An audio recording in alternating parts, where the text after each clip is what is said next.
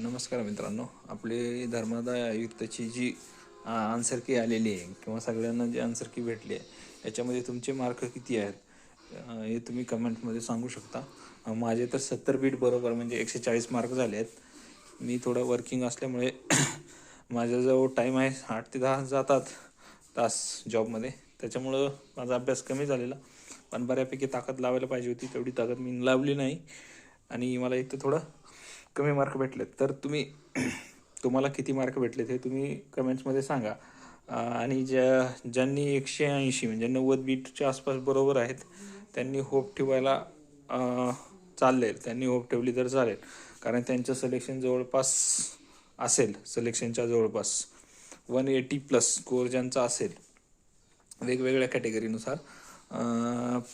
Other कॅटेगरीचे थोडं कमी लागेल, पण ओपन EWSचा पण कमी लागेल एखाद्या वेळेस. पण ज्या ओपन कॅटेगरीचा आहे तो कट ऑफ 185+ जाऊ शकतो, हा माझा अंदाज आहे.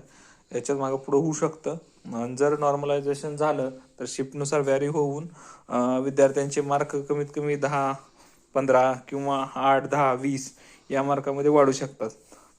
नॉर्मलायझेशन तर नक्कीच होईल, कारण वेगवेगळ्या शिफ्टमध्ये पेपर झालेला आहे. तर तुम्ही तुमचे मार्क सांगा. माझे तर 140 मार्क आहेत. मी काय त्याच्यासाठी होपफुल नाही आहे रिझल्टमध्ये, पण ठीक आहे. माझा अभ्यास कमी असताना पण बरे मार्क पडलेत असं मला वाटते.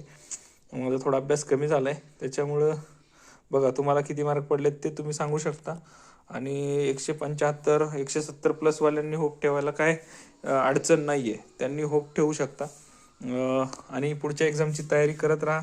आता जलजीवन मिशनमध्ये पण वॅकन्सी आल्या, तिकडं फॉर्म भरा. तर चालतंय. तुम्ही ऑल द बेस्ट. तुम्ही करत राहा, तयारी चांगली करा. All the best.